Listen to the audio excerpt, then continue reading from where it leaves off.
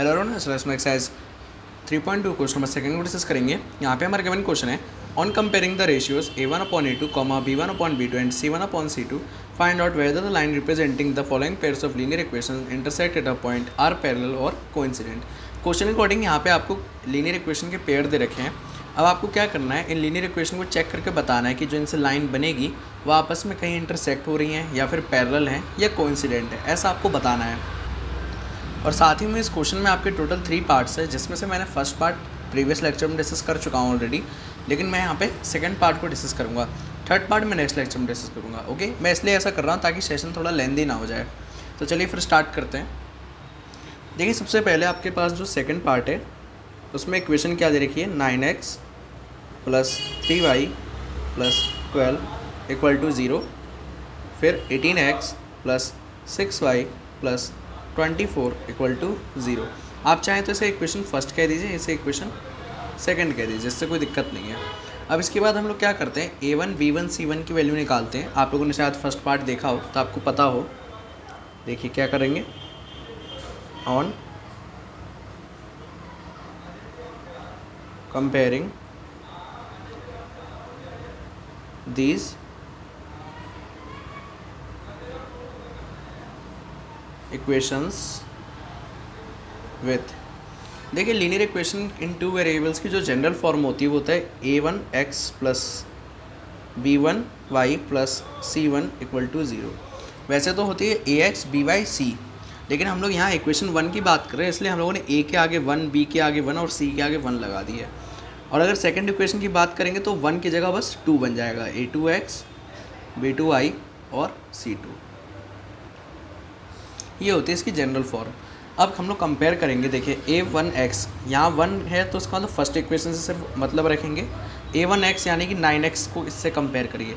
x और x तो हट गया, a1 की वैल्यू 9 मिलेगी। ऐसे ही b1y की वैल्यू यहाँ से मिलेगी, b1 की वैल्यू 3। देखिए y और y तो हट गए, b1 की वैल्यू 3 मिली। c1 यानी कांस्टेंट टर्म जो हमारे पास 12 है। ऐसे ही हम लोग a2 देखते। अब a2 की बात हुई तो इसका मतलब सेकंड इक्वेशन पे आ चुके हैं। a2x यानी 18x, x और x तो हट गए, a2 की वैल्यू 18 मिली। ऐसे ही आप b2 की वैल्यू खुद देख के बताइए, और c2 की वैल्यू 24 मिलेगी। इतना होने के बाद अब आपको क्या करना है, इनके रेशियोज़ को निकालना है। जस्ट अ सेकेंड, देखिए मैं बताता हूँ आपको। a1/a2 ये क्या आएगा, देखिए a1 की वैल्यू 9 है, a2 की वैल्यू 18 है, क्या आ जाएगा 1/2। अगर हम लोग इसको डिवाइड दे दें तो ये 1/2 हो जाएगा। सिंपल में हम लोग ले आए हैं। ऐसे ही b1/b2 निकालिए, b1 की वैल्यू 3, b2 की वैल्यू 6, ये भी हो गया 1/2। c1/c2 भी निकाल देते हैं। c1 की वैल्यू है 12, c2 की वैल्यू है 24। जस्ट अ सेकेंड, इसको भी हम लोग डिवाइड देंगे तो ये हो जाएगा 1/2।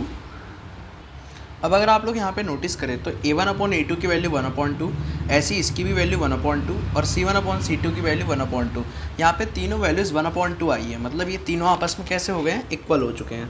Therefore a1/a2 is equal to b1/b2 equal to c1/c2। Okay, अब देखिए आप लोग अपनी बुक में देख सकते हैं, ये वैसे इसको याद करके रखिएगा। जब भी इस तरह की फॉर्म आएगी जिसमें ये तीनों रेशियो आपस में इक्वल आ जाएंगे, तो वहाँ पे जो लाइन बनती है, जो 2 लाइनें बनती हैं, वो दोनों लाइन आपस में कोइंसिडेंट हो जाती है, या फिर कह सकते हैं कोइंसाइड हो जाती हैं।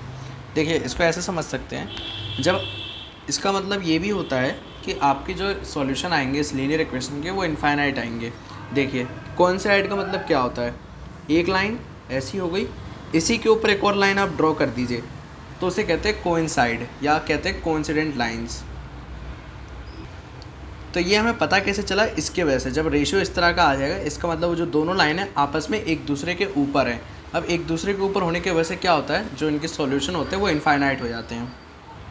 लेकिन सिर्फ इतना करने से नहीं होगा, हमें यहाँ मेंशन करना होगा hence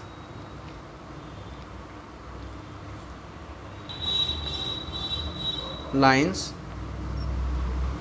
of these equations coincide, या आप कह सकते हैं कोइंसिडेंट। ओके, तो इस तरह से आप इसके सॉल्यूशन तक पहुंचेंगे। इजी क्वेश्चन है, लेकिन आपको ये फॉर्म याद रखनी होगी।